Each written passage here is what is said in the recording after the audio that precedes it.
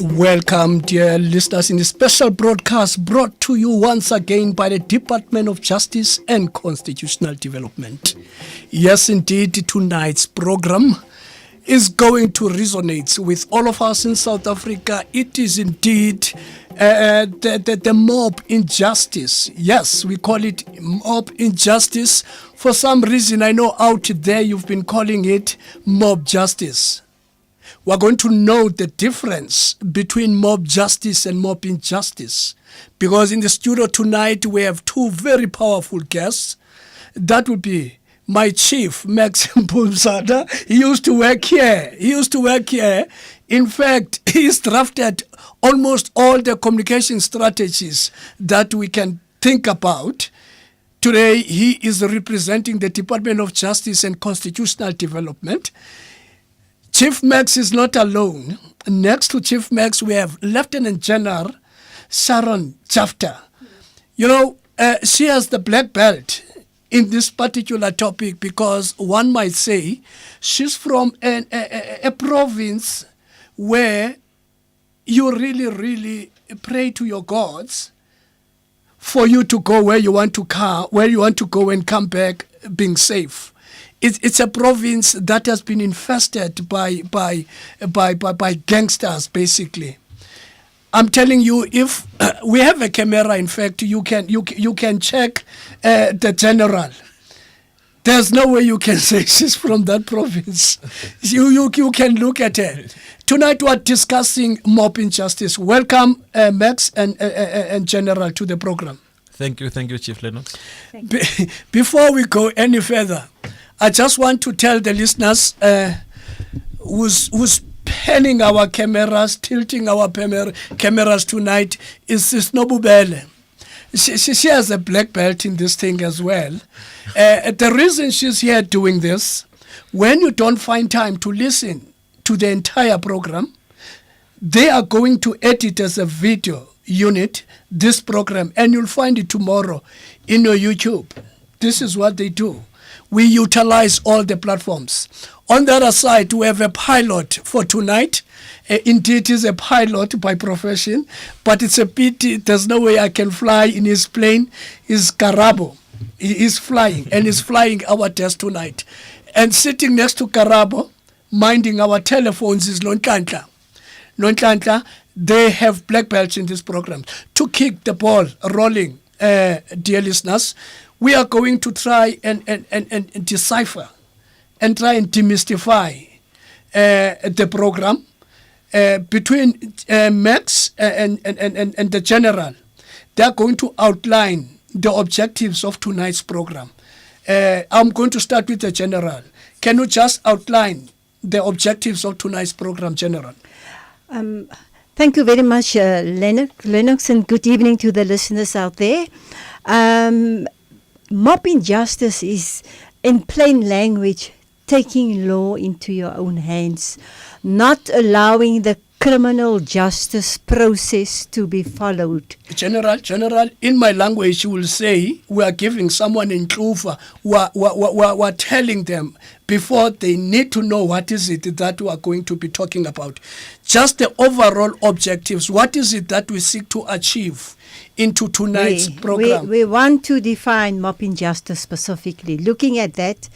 And then we want to highlight the Constitution's section on the right to life specifically and explain the process of the South African criminal justice system. Thanks, General. You see, the other thing that we want to do is to highlight the right to life as an invaluable right, a right that cannot be violated. As a country, we have decided that the right to life is sacred and no one can violate that one.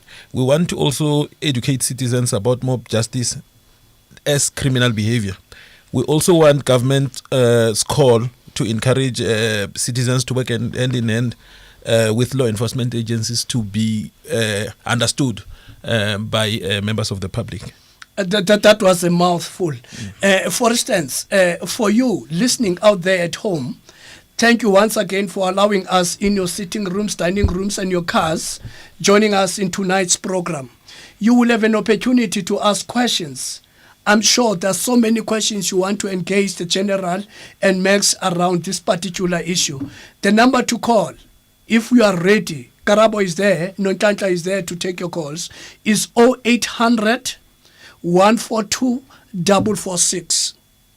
The number again, if you want to participate into tonight's program, the number to call is 0800 142 446. What that means, if you are calling from your landline, you can call and there will be no cent that will be charged to you.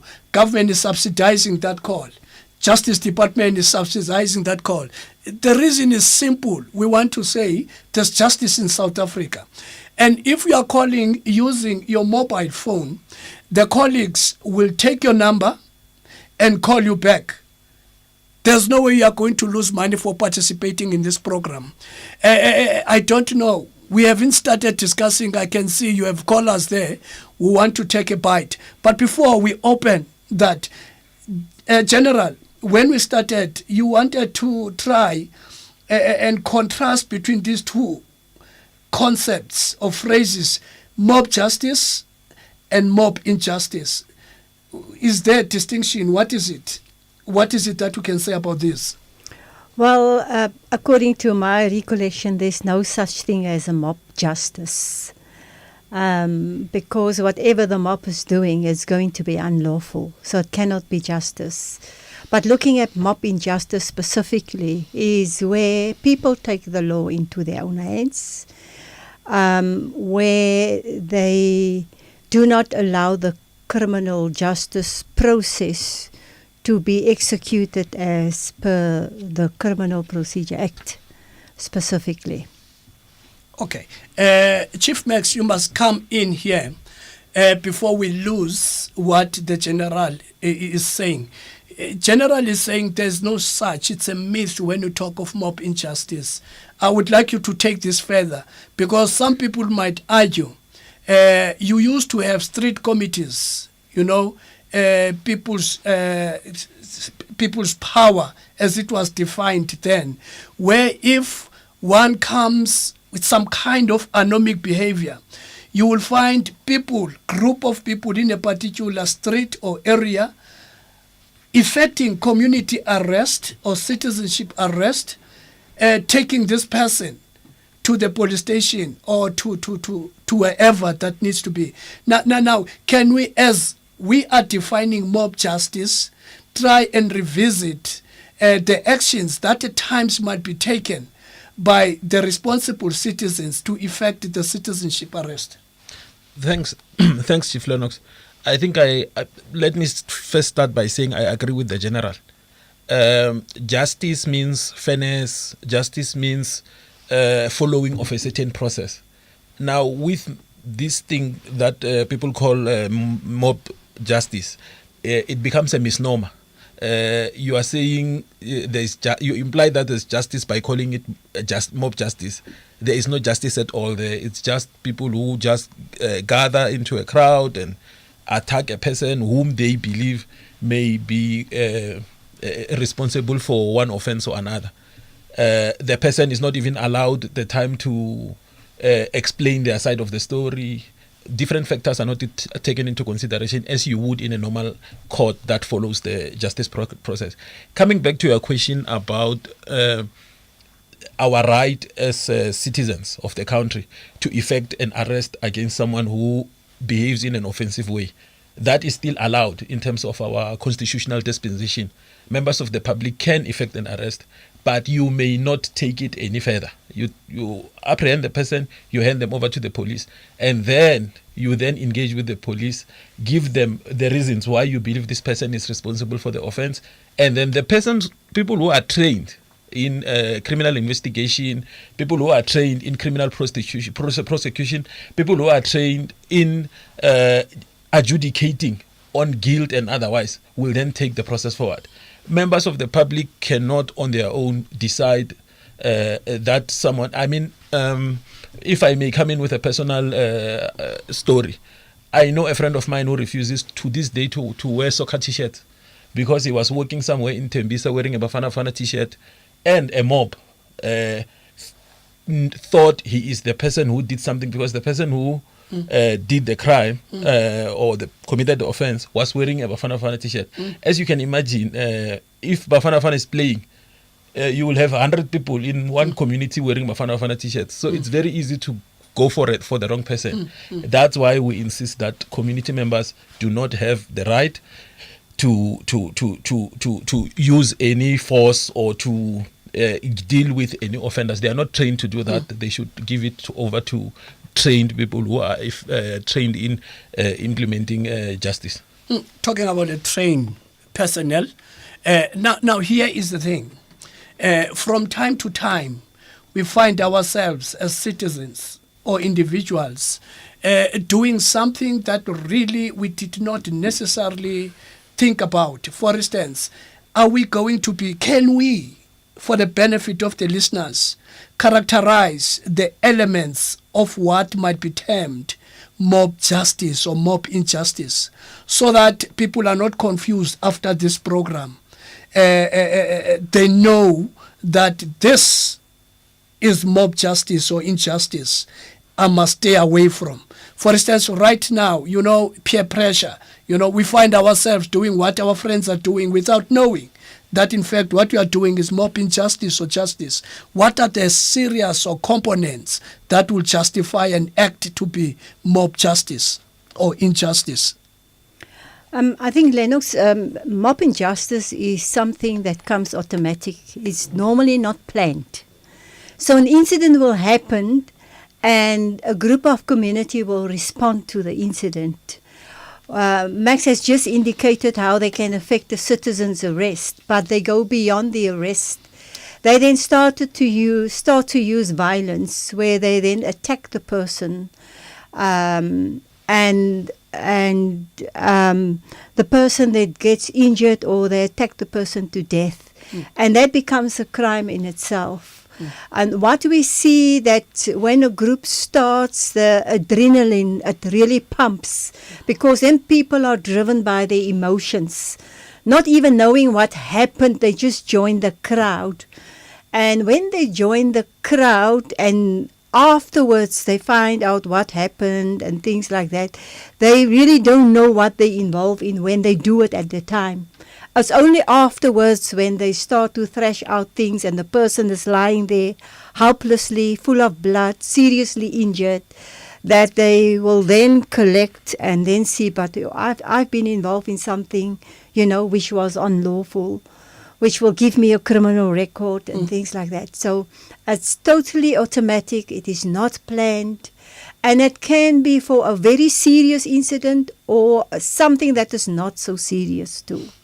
Before we go to the callers, Max, do you want to take a bite in terms of characterizing the mob justice or injustice? Yeah. I think earlier you mentioned how in the past, before democracy, people would gather and deal with matters.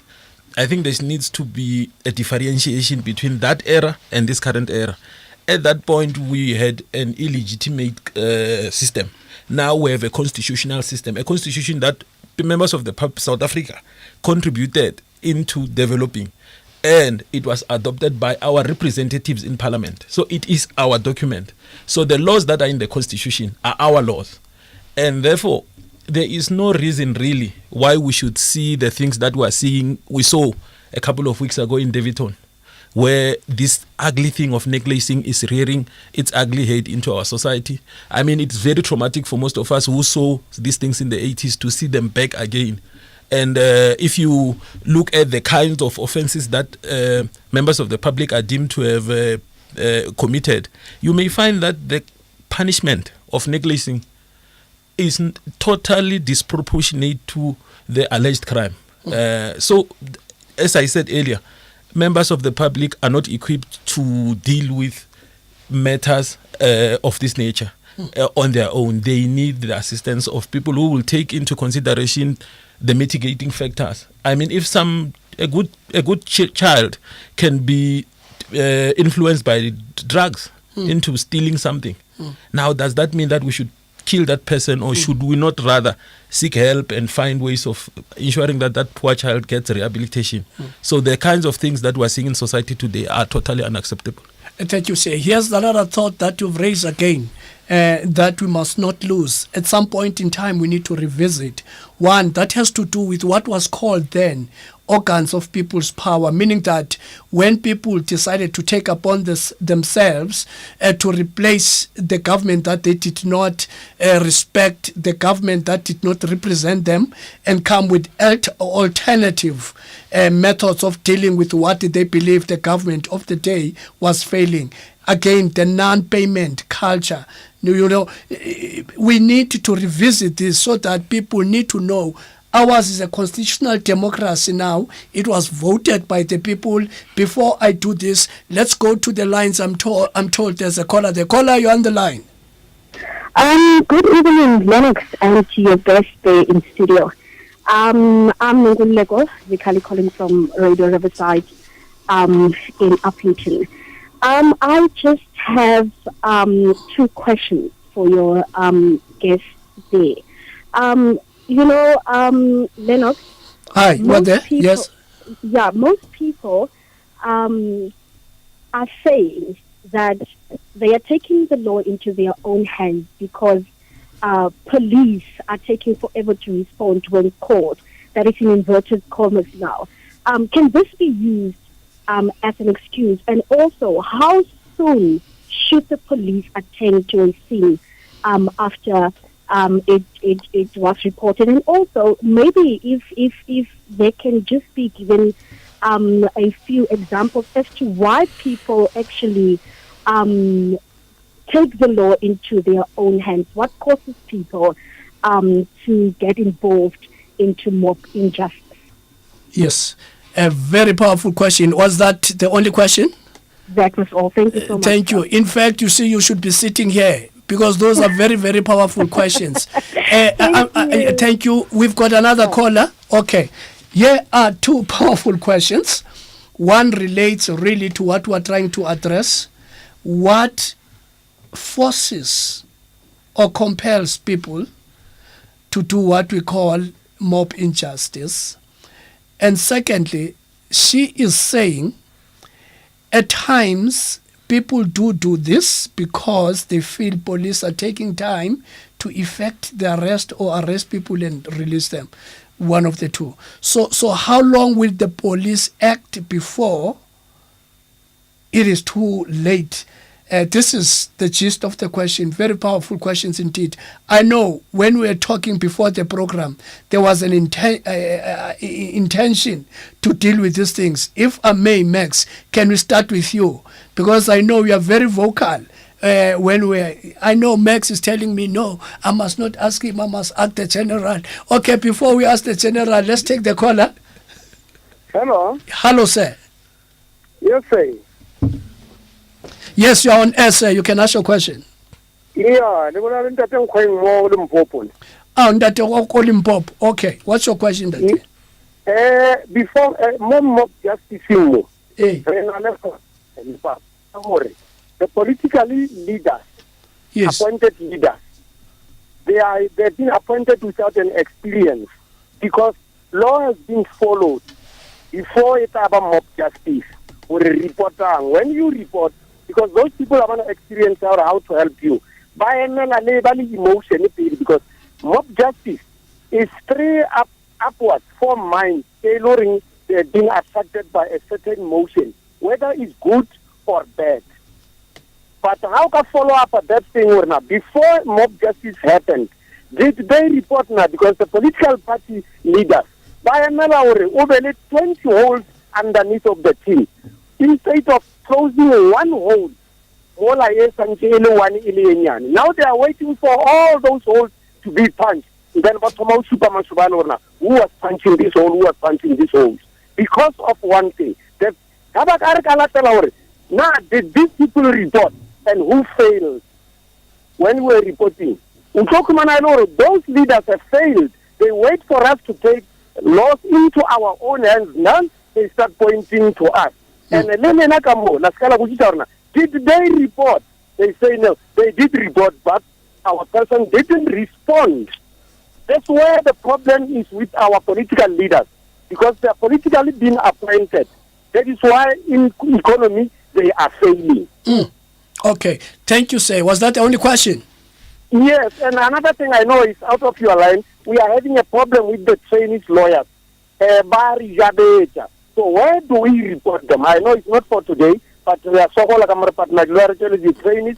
After that they promoted, then but tomorrow they don't serve us. Thank you very much, sir. No. There's no wrong question. I can assure you there's no wrong question. We are sitting with Justice Department here. They will really answer your questions. At this point, okay, thank you very much for your very pertinent questions, sir.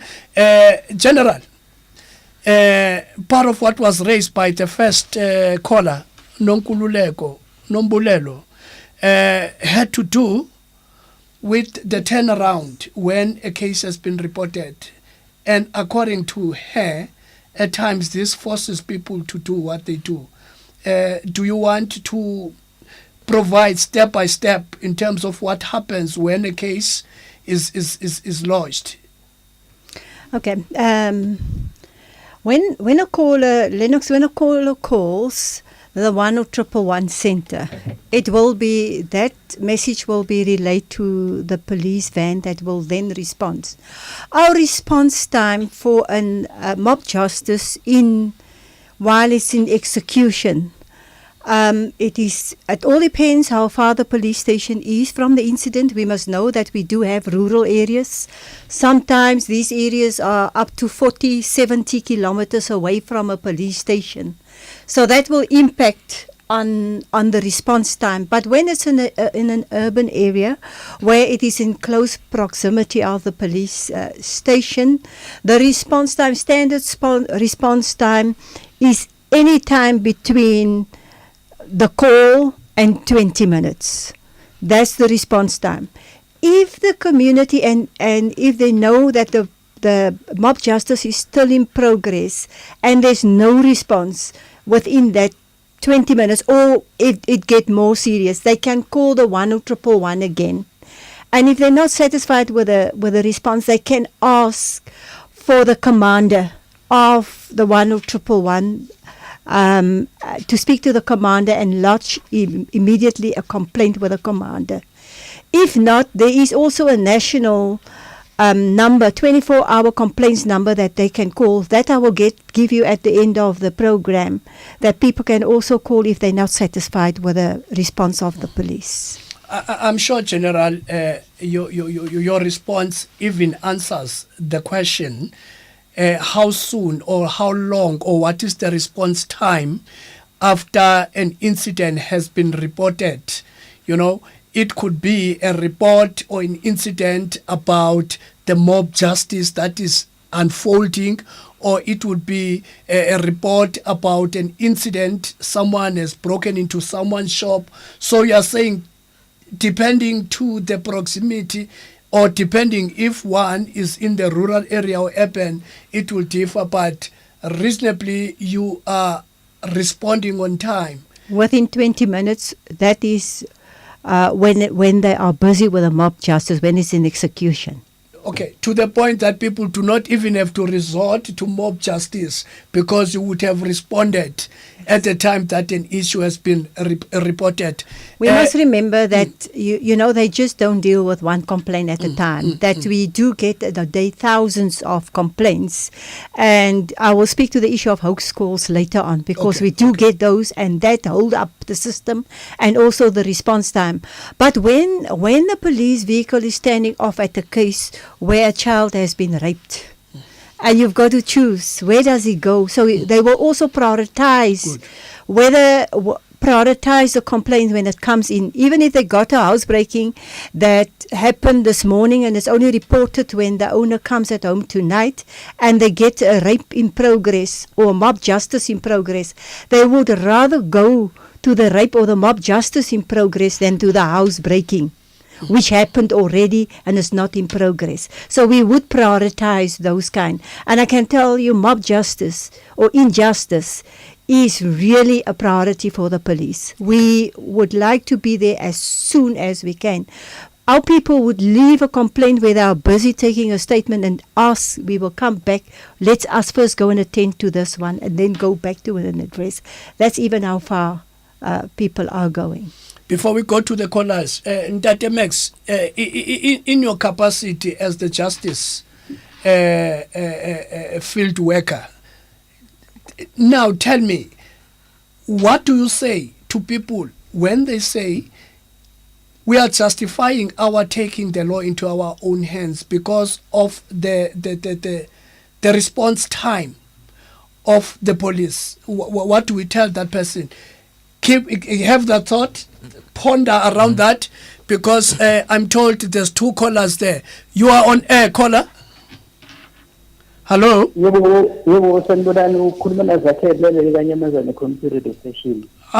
to Kanyamazana. What's your question, sir? Yes. We find it difficult to understand what is mob injustice or mob injustice. Now, i-government ngendlela esirula ngakhona ma-services abadelive ngendlela efanele uthola abantu sebastrike and lokho kusemthethweni usokhumbula sibe sibona ukuthi if njengoba kusemthethweni ukustrike ba-vandalize into mphakathi before le nto iba ku-strike kude labamonitha abantu ukuthi ma ustrike ngendlela so and so and so. It's like i-government isiniketa umthetho lokufanele sichube but bona bawufeyila from the first. Powerful statement. Do you have another question, sir? So far is this one. Oh, thank you very much. Let's go to another caller. Yes, caller. Molweni kunjani? Ngqabaqaba iqabule vile kanjalo kwetata. Hayi ngiyaphila bawutlaphi nguphatho kweligala. Tata Patko. From Alwa North nibulise naphiyana ku general kuquka naye utata uMax. Ndinemibuzo nje embalwa mina ne. Bono. Okay. Ja, goeienaand mevrouw. Good evening, sir. Ja, blijf je nog aan. Ja, ik nog net paar vragen nog. Right, ook kala umbuzo wami uthi ik wil maar 8 vent nog. Okay. Jullie doen nog die ik wil maar 8 vent nog. Jullie doen de roadshow nog. Jullie gaan de gemeenschap nog. Jullie leren nog wat is killing nog. Ze zijn nog die mob justice en injustice van nog. Als je maar 8 keer nog vanaf nog bij die plaats allemaal Noord separate. Die mensen nog, en ik ken niks aan die nog. Als we zien nog die verkeerde denken maken nog. En het besluit nog, kom ons gaan. Daar bij die grote mensen. Want zij, je kent dit en dit gedaan het. Je moet nog een pak krijgen, misschien nog 10 latjes, 15 latjes. Zie je dat? Misschien dus een paar mensen, 20 maanden. En dan loopt ze met die vrouw mensen. Dat is de eerste vraag van mij daar nog. En dan, umbuzo wami wesibini ingaba ke ngoku amapolisa kuquka ne-Department of Justice bangayithintela njani i-mob justice ukuthi ingaqhubeki kwi-area zethu ngoba uba ngabe uyaqaphela exesheni elininzi le nto le yenziwa yintoni uma bekayikhankanya phaa ngaphambilini ukuba izinto zenziwa ngalokhu hlobo ufana ukuthi ufonile iveni yadileya ubaleke e-police station xa ufika e-police station ufumana that bad attendance even phaa kwi-CSC ufumana ukuthi xa kumele kucela uncedo kuthiwa izane proof which is i-proof uzayifumana phi iyachaza nanku umntu ngoku apha evenkileni uqhekezile okanye nanku umntu ureyphile apha kuthiwa izane proof uzayifumana phi i-proof and then that person uyahamba uyabaleka that is why ufumana ukuthi i-mob justice kwiindawo zethu and then zithi zibe khona. I think imibuzo yam emibini leyo endinayo okwangoku. Thank you very much, sir. Your eerste vraag nog is baie lang nog. We are going to have General nog die vrye nog. General, can you respond to that complicated long question by Patko? Yes, sir. Thank you, Lennox. I think with regards to awareness programs, the question was with regards to awareness programs and what does the police do, whether we still do that. I can say that we've got a community policing strategy, and one of the pillars of the community policing strategy is community development and awareness raising. So we would very soon launch a campaign, Community in Blue, where we actually want the community to take part in, where we want all our neighborhood watches, our street committees, our rural safety committees, all our patrollers out there, where we would like them to dressed in blue so that we can have that kind of awareness, have awareness raising. We want to educate them how to deal with incidents of crime within the community. Currently, station commanders do have imbizos within their communities, within different sectors where they will have interaction with communities where problems can be addressed together with the communities. But on the roadshow, where we want to go is to go and educate specifically. You must remember, police is never a first responder to an incident. It is normally the community where it happens. So part of the roadshow and part of community in blue strategy that we're going to start with is to educate those patrollers, those neighborhood watchers, those CPFs on the ground, how to deal with a crime scene. So as soon as there's a crime scene, because we do find it difficult when a crime scene is being contaminated due to mob justice. So we're going to teach them how to preserve a crime scene and what to do in the meantime while they wait for the police, so that and that's part of our awareness raising. So I think it's a total training of community, development of community, specifically with regards to this issue. I'm so worried. I get the sense that the callers are almost trying to justify why they do find themselves being part or witnessed incidents of mob justice. We cannot get tired. We are going to have to talk about this until at least at the end of this show. Over 5 million people that we believe are listening now will have a sense that no matter how tempting it is, we are not going to do it. Because even PADCO talks about an attempt, I say an attempt to say, you go to the police station, they want the proof. That's why people are doing this. And a caller from Limpopo was talking about the poor training that he believes the politicians have, and then people end up doing this. Nonkululeko suggested, to a certain extent, the amount of time that police get to react on incidents that have been reported almost justifies people to do this thing. And Dr. Max, I'm giving you an opportunity to discourage people for running and attempting to do this mob injustice and think that it is the right thing to do. Thanks, Chief Lennox. You see, as South Africans, we are a society that's governed by laws. We need to agree, all of us, without exception, that there is no place in a democratic dispensation like ours where the rule of law operates for something like mob injustice.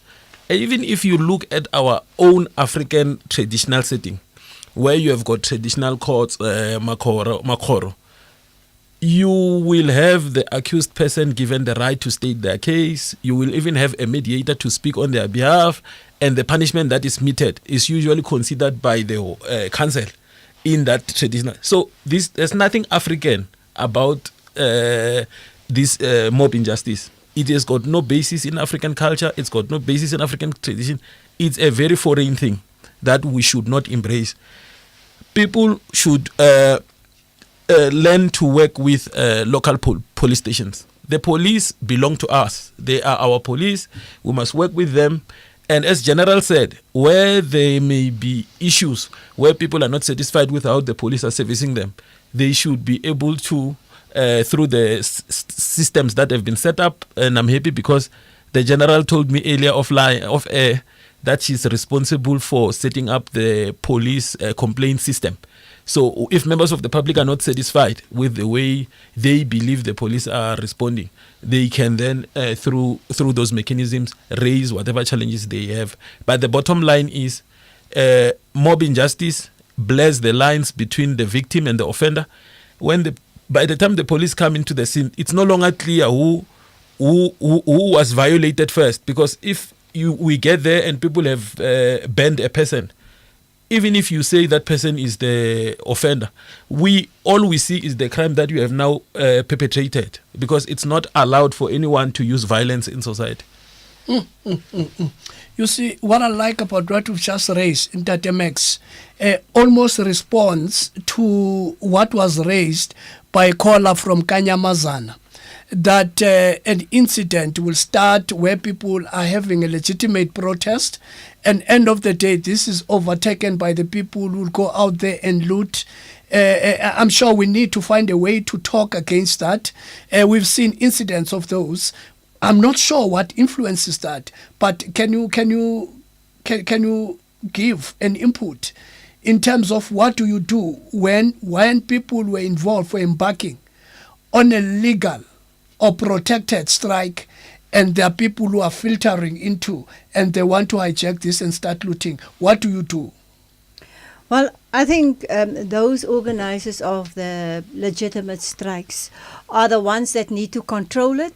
They do need to put their marshals in place to make sure that they are not infiltrated by criminals, because surely they will be blamed if there's anything illegitimate going on. If they go from a protected strike to a looting, they will be blamed because they are the organizers. There are certain rules in terms of when they apply, in terms of how many people, the route they're going to take, who's all going to be involved, who are the marshals, and those kind of things.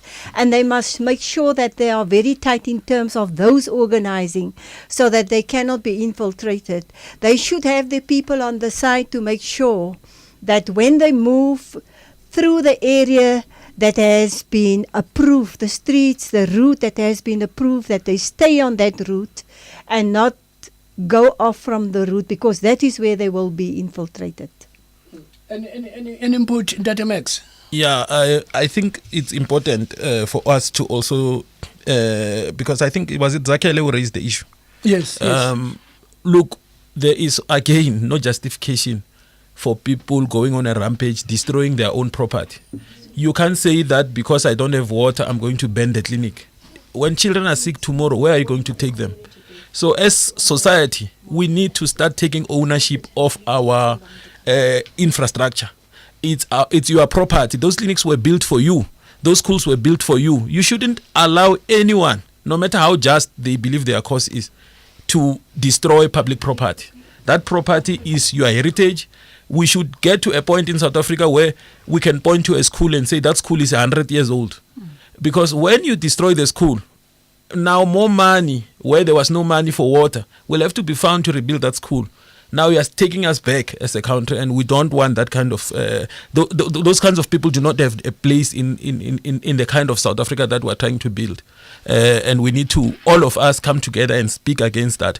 And it sounds like Zakele is one of those people who have got potential to lead in his community. He should lead in that direction and educate people against this kind of behavior. On that note, straight to the callers. Caller, you're on air.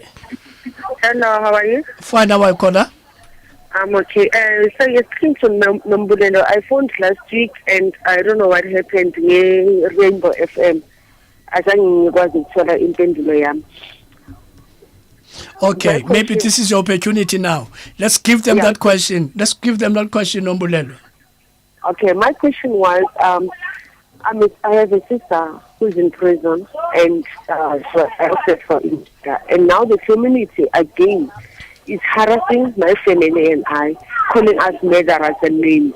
We've been calling Amapoisa several times. There's nothing that they do. The only thing that we were able to do is a protection order. Even though we did a protection order, but they still continue to harass us. We called the cops again, but there's nothing that is happening.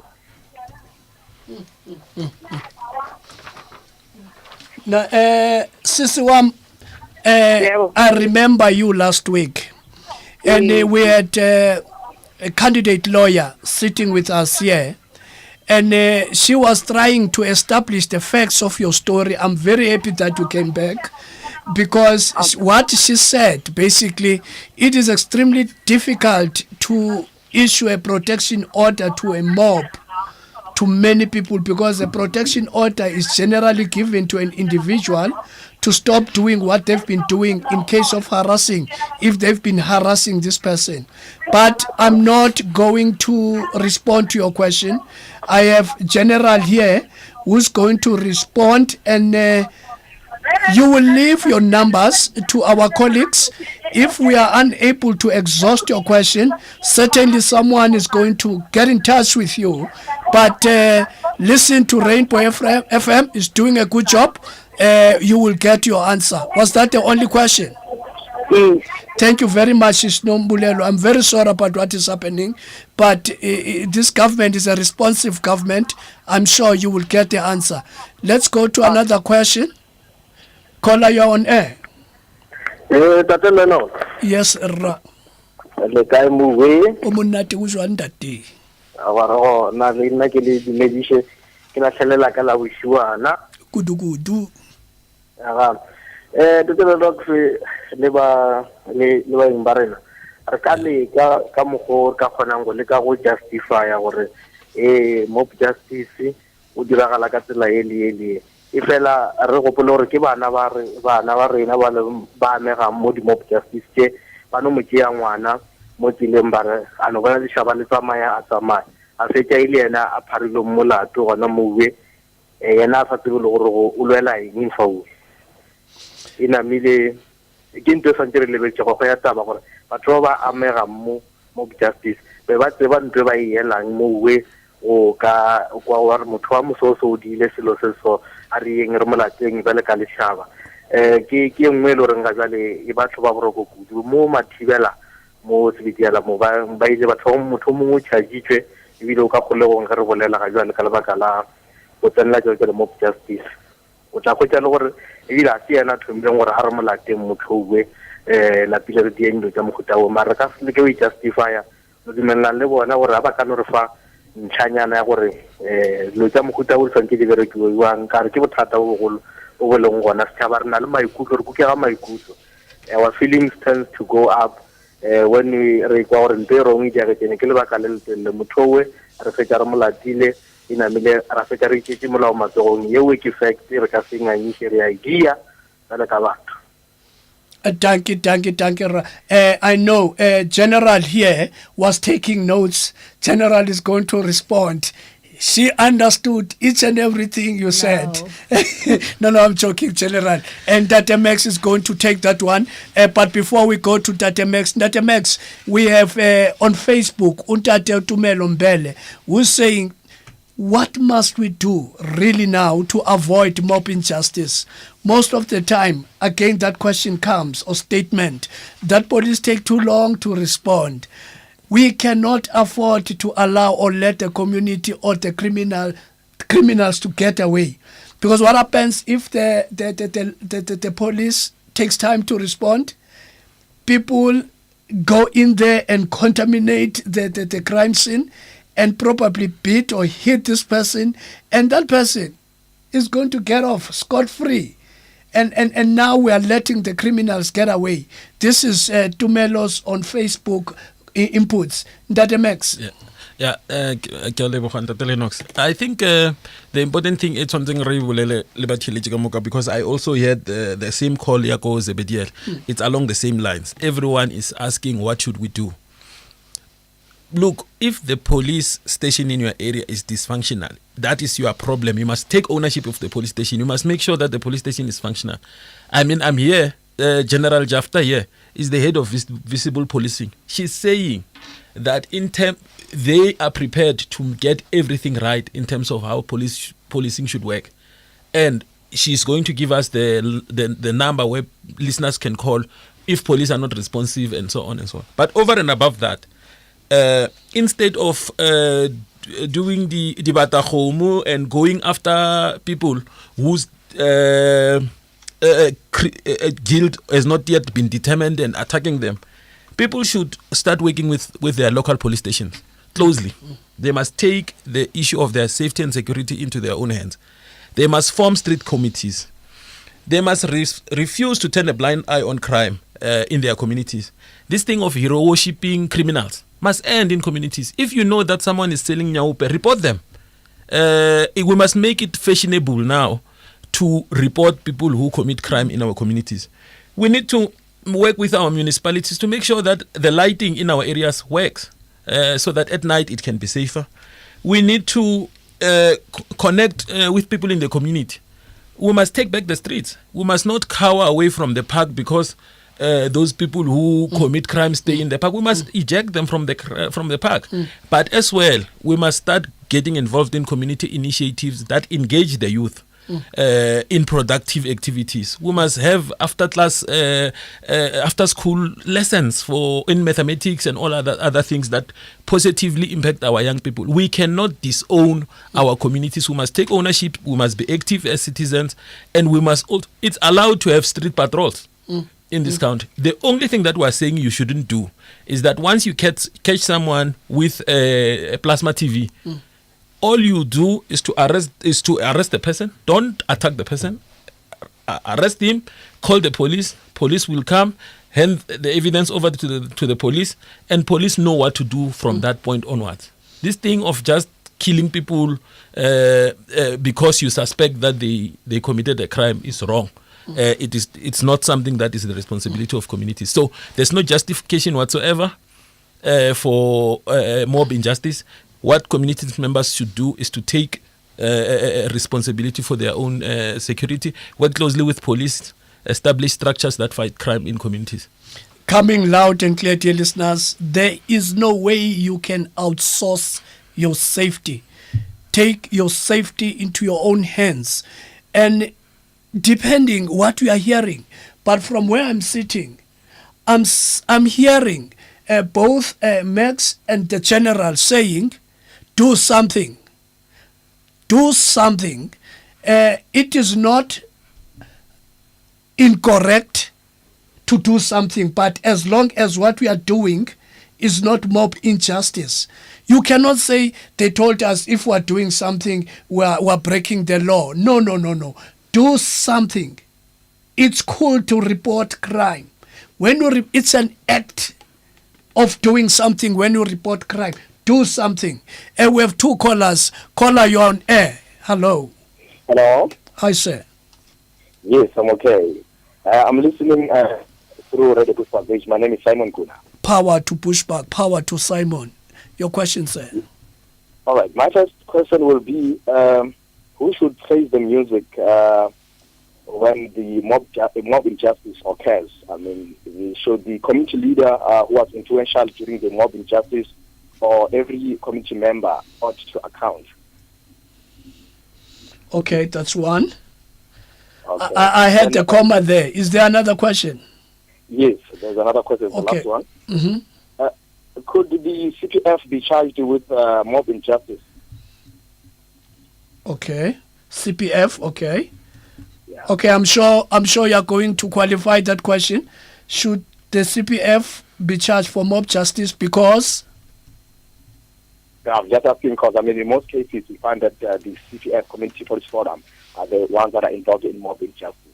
Is it? Okay, thank you. What's your name again, sir? Simon Kuna. Ndate Simon. Thank you very much, Ndate Simon. We have another caller. Caller, you're on air. Good evening, Mr. Lex. How are you, Mr. Lennox? Great, sir. If you are going to switch off or reduce the volume, we are going to be fine. I'm good. I just want to ask Mr. Max a question here. Apart from the road shows that the department is doing, since you still continue to educate people about taking the law into their own hands, but things are still happening, do you have maybe any other plans in place to rectify this? And would you really say you are doing enough, the police is doing enough? Are people getting the service they are crying for? And the last question is, what is the role of the community in this regard? Oh, powerful. You see, you're asking exactly what Max was saying. Two questions. One, do you think we're doing enough? Because no matter how we go out there and do the road shows, people continue to do these things, mob injustice. Now, what is it that the people can do? I know it's the topic that Ndate Max loves so much. The other question, I'm sure you heard the first question. Now, Ndate Max, I know you like that one. Empower the people here, what they must do. You are doing this, you are doing these shows, you are doing outreach programs, but people continue to do this. What is it that you think should happen? Look, I think the starting point is that as we do this show, my brothers here, Simon Kouna and the latest caller, should know that they are becoming agents for change. As we talk to them and they understand our message, they should take the message into the communities. They should discourage communities from these bad things that are happening. And I think General will also respond to the first question about who faces the music. And from where I'm sitting, a crime is a crime. And as we're saying, once you commit an act of crime, even if it's a response to another crime, you become a criminal suspect yourself. So you lose that moral high ground that you had of being a victim. Suddenly you are also a crime and a criminal. And I know many people who are facing charges or languishing at our correctional facilities. A lot of potential that has been lost. People who were students now are facing charges or even sitting at correctional facilities because they decided to go with the mob. And we want to discourage that at all costs. General. Yes, with regards to specifically CPFs, the purpose of the CPF is to ensure that there's good community police relationships, and that we then have where we identify the root causes of crime. They assist us in dealing with the root cause of crime right where it happens. That's their role. If they are involved in crime like any other citizen, they should be dealt with in terms of the law. No one is above the law, not even police officers are above the law, so no one is above. Like Max has indicated, everyone there would be a full investigation with every mob injustice incident. And if it's fine that someone is linked to the case or to the crime scene, whether it is through DNA, whether it's through witnesses or whatever, that person will unfortunately be charged. And I also know of people personally who had good intentions, who had very good intentions to rid the community of crime. They then become involved in this and then become criminals, and the criminal that they were actually attacking goes scot-free at the end of the day, and that is not good for communities to accept. So then you're actually getting a criminal record where you are not a criminal. General, I know this is a bit tricky. Last week we had a program here. This caller, Nombulelo from Rainbow in Roteport, called. The sister find herself in conflict with the law, and she was subsequently detained and arrested and charged. She's serving time. But now the community in Roteport, where the lady is listening, it's like they are unforgiving. They are terrorizing the house, they are terrorizing the parents, terrorizing the sisters. What is it that can be done? Can we find it? Do you think at some point maybe collective of the police and NPA and whoever can find time to go there and have some kind of imbizo and try and get this family and the community to talk and resolve their issues? Because the problem with the mob justice, you are unable to raise issues. They are coming to torment you, to harass you. What is it that can be done? Obviously, they are very tormented. They are very scared. At one point, they wanted to sell their house and leave. As a responsive government, what is it that we can do to meet her halfway? Lennox, I will be very glad to take a particulars so that we can go and see the area and we can get the CPF involved in the community specifically and have an imbizo in the area to educate community. There is a process of reintegration where we can also get the correctional services on board with us.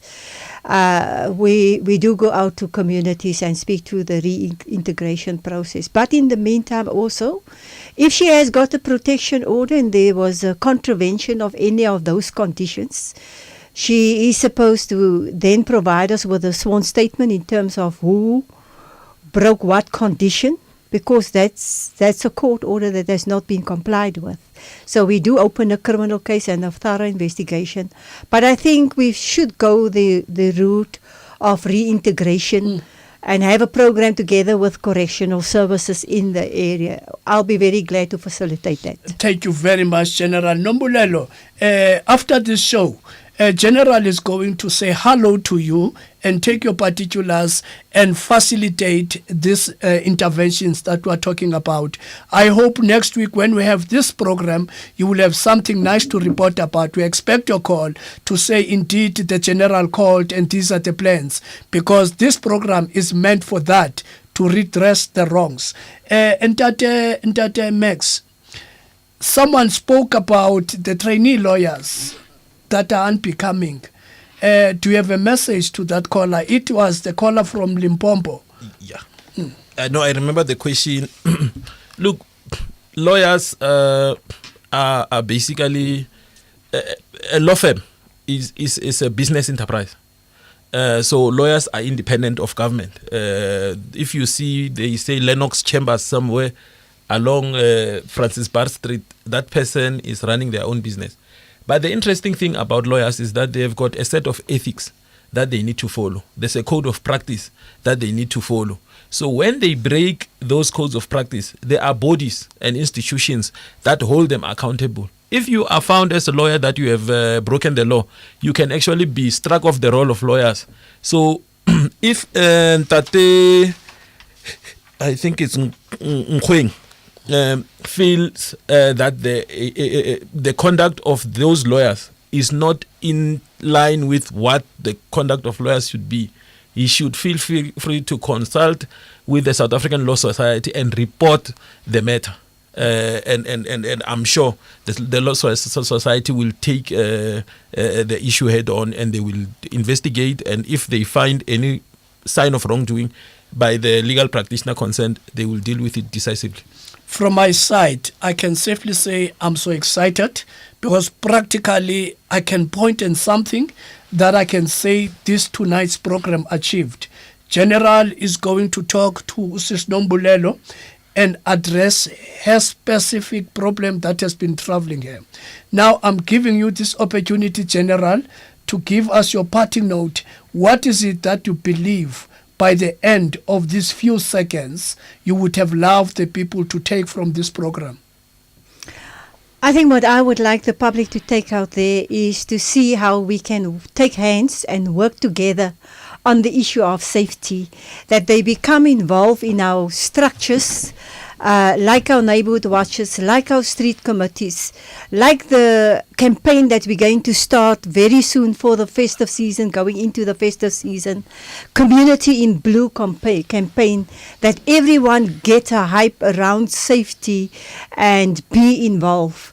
Go to your closest police station if you want to know more about community programs, CPF involvement, neighborhood watch involvement, street committees, patrollers involvement. You will get the information right there. Thank you very much, General. Ndate Max, your parting note. You showed me something great there. I would like to give you an opportunity to share it with the listeners. Yeah, specifically to Ntate Nkweng, if the number to call for the Law Society of South Africa is 012-366-8800. 012-366-8800. You can call them during business hours, which is around 8 to 5 during the day, and they will be happily take your call. But more importantly, I think the most important thing is for South Africans to understand that we are a constitutional democracy, and we have committed ourselves to specific laws. The most important of those laws is the law, the right to life, which cannot be violated under any circumstances. So when community members take the law into their own hands and summarily beat up people, kill people, they are violating the very foundation of our democracy. And nobody is above the law. If you participate in criminal activities and you are found, you will be arrested and you will earn a criminal record, or you will even lose a very big portion of your life, because crimes like murder can range between 15 to 25 years. So a young person can really come back as an old person because of these things of taking the law into their own hands when there are police officers, when there are structures like community policing forums that they can belong to and help deal with crimes in a manner that helps all of us in society. On that societal note, we have come to the end of our special broadcast brought to you by Justice Department and GCIS. Let me scare the people who would be tempted to take the law into their own hands. You know what is called law of the jungle? Law of the jungle talks to the survival of the fittest. You might think we are fit, we are strong, we are tough. Wait until someone who's tougher than you come and unsettle you. And I'm telling you, who's going to defend you? People should begin to use their might, their strength to uplift the weaker ones. Otherwise, it will be the law of the jungle. No one wants to live there. I choose to live in a democratic or constitutional democracy. Let's meet again next week when we bring you another topic. Let's talk justice. Bye.